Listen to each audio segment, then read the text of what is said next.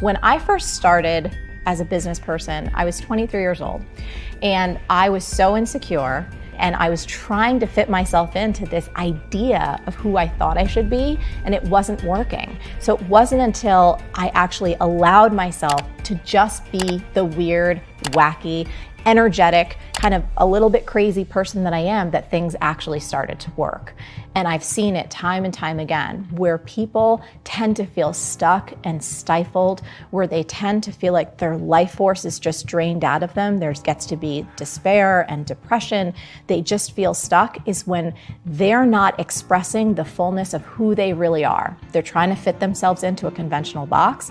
They're trying to live up to other people's expectations. They're trying to be someone who they really aren't, because they're afraid that the real them is going to get rejected. And at the same time, culturally, we were starting to spend more and more time on our computers, and then devices started to come into play, cell phones. And I just watched as how so many people started living from the neck up and started losing touch with their intuition, that inner voice, the very innate wisdom that each of us are born with. They just didn't know how to access it. So for me, in terms of tapping into your body, in terms of movement and incorporating all of these different modalities into how you figure out your life, it's become second nature to me. But I think now more than ever, it's so important that we reconnect to this thing so we can hear our truth. Walk people through how to reconnect. What does that process look like? Yeah, so first of all, it taps into slowing down. We're all moving so fast. We want the answer instantly. We're always going up here. So I think step one is to slow down and actually breathe and feel your body. If you're someone who works out even, you may not be that practiced at doing this. If you go to the gym and you bang out your reps, or you're doing squats, or you're hitting a class where it's just go, you may not be actually feeling the physiological signals that come through your body. So I always like to frame it like this. A lot of people ask me, what's the difference between fear and intuition? Like fear, a fear that you should actually move through. It's an opportunity for you to grow. It's something that you actually want to do, but you're just afraid of failing. Or what if it's your intuition telling you this is the wrong move? It's hard to decipher that sometimes.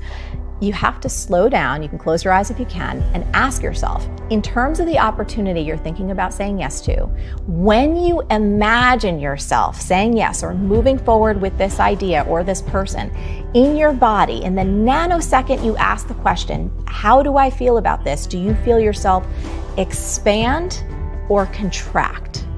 This is a tiny micro movement of feeling within you. Expansion might feel like lightness, joy, excitement, fun, all of those feelings where you almost perceive your body moving forward in space ever so slightly. Contraction, think about it in terms of dread, despair. Something in you is saying no. There's a heaviness, a pit in your stomach. Even if that opportunity, even if that idea or that person that asked you something, on paper, it sounds like you should say yes, but something in you is like pulling back, that's your no.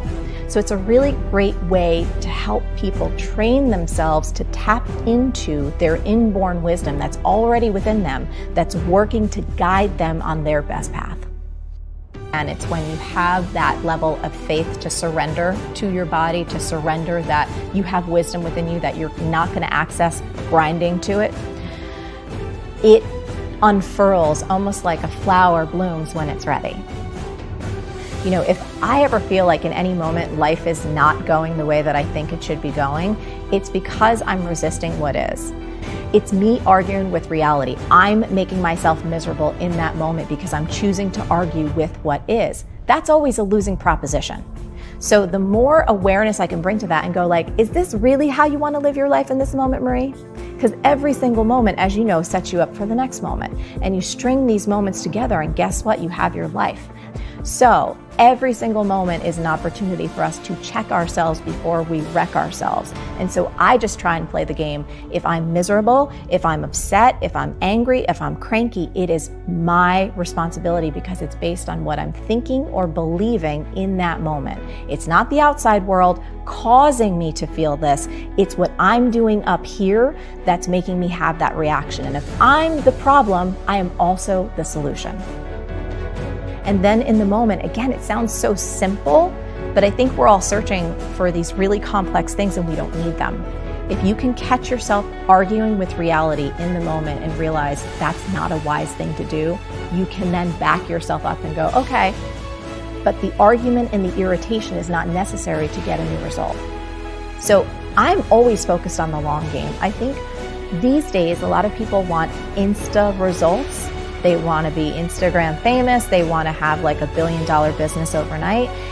And I always say, I'm like, this is not a get rich quick overnight program. This is get great over time. For many people, when they have an enormous vision, it paralyzes them. They have no idea how to accomplish it. I see people cry in workshops all the time. It's so big. I don't know how to do it. I want to change the world. I'm like, don't worry about changing the world. Change one person's life. If we can focus there, stay there for a little bit, we're going to get to that thing. Maybe. Otherwise, it's all good because you're still doing the work that you were born to do. I've always had this belief since I was little that every single one of us is born with a unique set of gifts and talents that only we can give the world. So the impact that I want to have is I believe our world will transform significantly when every single one of us realizes that the world really does need the special gift that only we have. So to see people wake up to that, to know that it's already in them, they don't have to do anything or be anyone different to just express that, I think we'd go a long way. I absolutely love that.